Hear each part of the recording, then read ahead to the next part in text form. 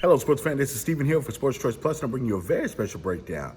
I'm going to be covering a special segment that's called Contender or Pretender. Before I get right into that, I want to make sure you go ahead and subscribe right now to the YouTube channel so you can get the update each and every time we have content coming out of here at Sports Choice Plus. And without further ado, we're going to get right into the action. So, out of the few NFL teams that we have undefeated left, we're going to play a small game called Contender or Pretender. And basically, I'm going to go through each team that's undefeated, and we're going to basically give you the goods, bad, and negatives, and why I think they're a contender or a pretender. We're going to start out in the AFC, the Pittsburgh Steelers. The Pittsburgh Steelers this week have, unfortunately, a bye due to the outbreak as far as COVID.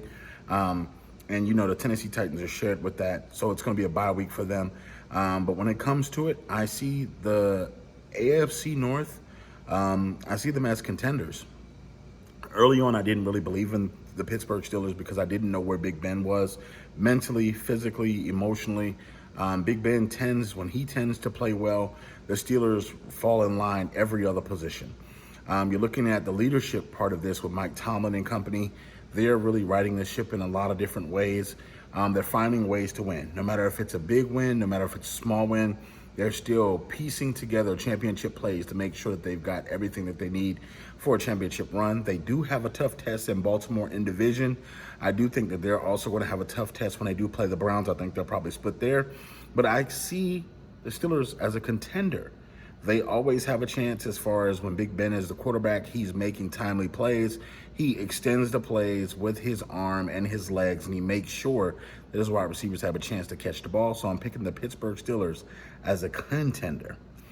Coming up next on the list, I have the Buffalo Bills.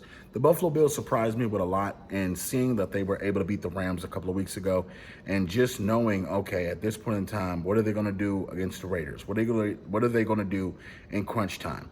Will Josh Allen hold on to the ball? Will he throw interceptions? Will he get Diggs involved? It's so many question marks.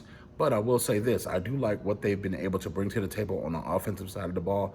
The defense is coming along. They're getting healthy and different things. But offensively, they have to continuously put up points and win shootouts because the defense is not healthy as they once were. McDermott has to do a better job of getting the ball out of Allen's hands quicker. I know that he's trying to make it fast now, but you have to be quicker. Add more screen plays, add more running back draw plays where you literally hike the ball, fake it, and give it to the running back and let him do something with it. You know, get the ball out of Josh's hands, allow him to relax a little bit more and to get focused quicker into the football game. So I'm picking the Buffalo Bills right now as a contender. Next up on the list, the Tennessee Titans. This one's a tough one because they play with fire every week, even though a lot of people in the comment section are saying, you know, they're winning, you know, they're doing X, Y, and Z. Look who the Tennessee Titans have beaten so far this season. I'm not going to go through the list. I could go through the list, but I just want you guys to do a little research. Look who they've beaten. When you bring up Tannehill's stat line and then you look at who they've played, it's not as impressive if he's going against the Chiefs or the Ravens or something like that. He hasn't done it against quality teams yet. He's done it against teams that is on his schedule, which is good. But he has to consistently do that in the playoffs and in the regular season for me to get that respect out there. As of right now, the Tennessee Titans were just one game away from the Super Bowl. They're 3-0 right now, so I have to put them in the contender category. Adding Jadeveon Clowney should help that defense a little bit better. They're getting healthier on the defensive side of the ball, so I don't expect them to be as rusty on defense as they've been this year so far. But I'm picking them as a contender. When it's all said and done, they could have very well a say in who goes to the Super Bowl this year as well. So coming up on the Chiefs, the Kansas City Chiefs, of course, these guys are contenders. Patrick Mahomes and company just did a number on the Baltimore Ravens. And, you know, team keep it clean up there in Baltimore. You know, so much is riding on Lamar Jackson and company. And when they came up against basically the Chiefs handled business. On offense, they handled business. Defensively, they handled business. So the Chiefs are not just a one-sided juggernaut anymore. When you see Tyrann Mathieu and company and Frank Clark and company and how they're making timely plays, how they're dialing up blitzes, how they're using different stunts to get to guys, to get to quarterbacks, to get to running backs.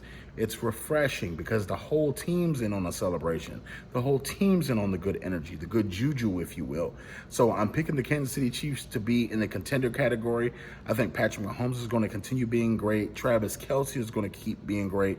You have so many different weapons on offense, and then defense, you add that little bitty spark, and they're going to be getting some of their defensive talent back off suspension soon, so that should be fun for Kansas City, and we're going to see how they really get down.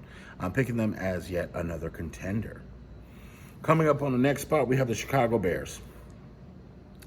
Chicago Bears are, they could have lost every single game so far this year, but they found a way to win every single game.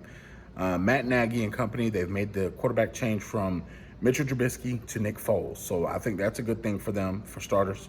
The wide receivers, they have to catch the ball consistently. This whole dropping the football thing is not going to bode well for them. It's going to burn them in the end.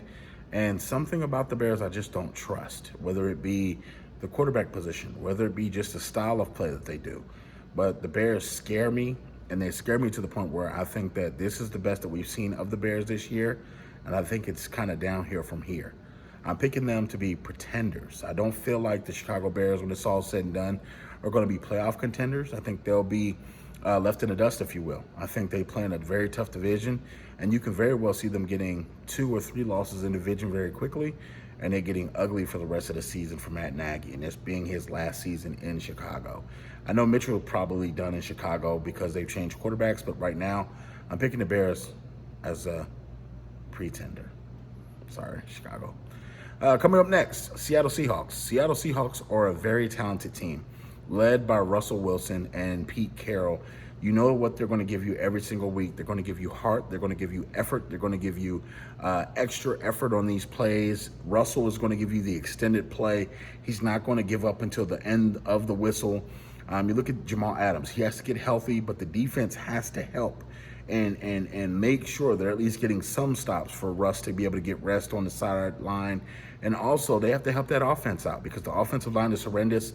So they have to do everything that they can do as a defense to score points to help offset the offense from getting scored, not scoring on the drive. So they have a talented group of wide receivers in Seattle, a talented quarterback, a talented linebacker in Bobby Wagner.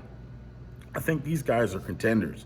When you look at just overall what they have to face, a very tough schedule, because you have to keep in mind they're playing in the NFC West, where you literally have the Rams, who are possibly good, the Arizona Cardinals, who have shown early on they're pretty good. And then when you look at the San Francisco 49ers, they're the defending NFC champions. So you have to think they have some type of say-so when it's all said and done.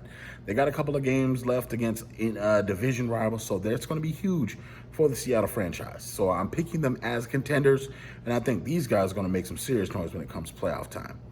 And my last team, the Green Bay Packers. Aaron Rodgers is a bad man, let's face it.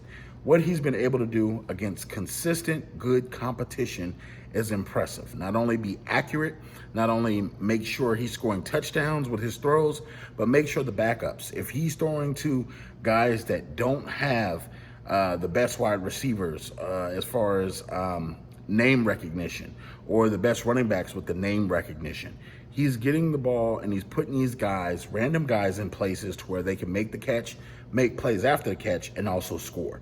He's giving them ample time to get open. He's extending the plays with his legs, and he's showing you why he's a wizard with the football. He's showing you why at the end of the clock goes 0-0-0, and he tosses up those bombs and they're right on point with pinpoint accuracy. He's showing you why he does that. So I know Aaron Rodgers is going to be a contender. I don't think he's going to get hurt this year. I think he's going to have an MVP-type season, and I'm picking them to be contenders. So all of you sports fans that heard contenders or pretenders, feel free to leave in the comment section what you guys think. Do you think I'm right? Do you think I'm wrong? What do you think about your team there? And as always, we want to thank you so very much for making sure you're supporting the Sports Choice Plus. Make sure you hit the subscribe button right now. And until next time, y'all be blessed.